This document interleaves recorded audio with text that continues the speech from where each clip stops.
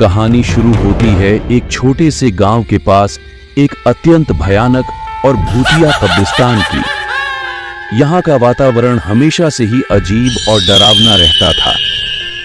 लोगों की मान्यता थी कि इस कब्रिस्तान में भूत प्रेत रहते हैं जो रात को बाहर निकलते और गांव वालों को डरा धमका कर सताते थे। एक दिन गांव का एक युवक विक्रम और उसके दोस्त नीला और राजू ने कब्रिस्तान के बारे में सुना और उन्हें उसे खोजने का विचार आया।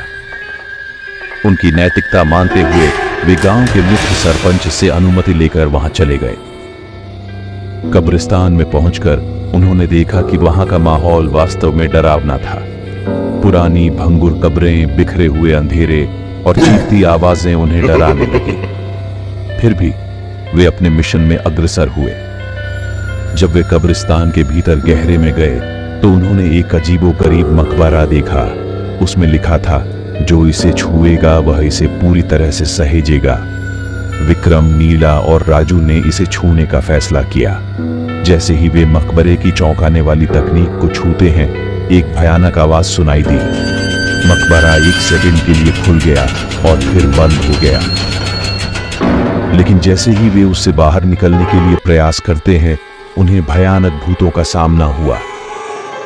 वे भूतों के भय से डरकर भागने लगे, लेकिन एक बार फिर वे मकबरे की ओर मुड़े। वहां उन्होंने देखा कि उनके अगले फासले पर एक छोटा सा पत्थर पड़ा है।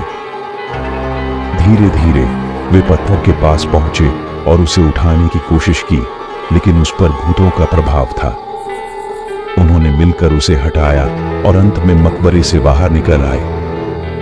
यह घटना उनके लिए एक सीख हो गई कि नकली भूतिया डरावने नहीं होते, लेकिन कभी कभी आपराधिक कार्यों की परिणति भयानक होती है। वे गांव लौटकर अपने अनुभवों का साझा करते हैं, जो उन्हें एक महत्वपूर्ण संदेश देते हैं कि वे भीतर के भय को पार कर सकते हैं अगर वे साथ मिलकर काम करें।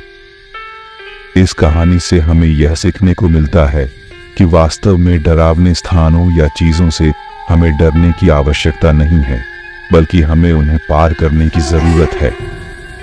धैर्य, साहस और साथी की सहायता से हम किसी भी कठिनाई का सामना कर सकते हैं।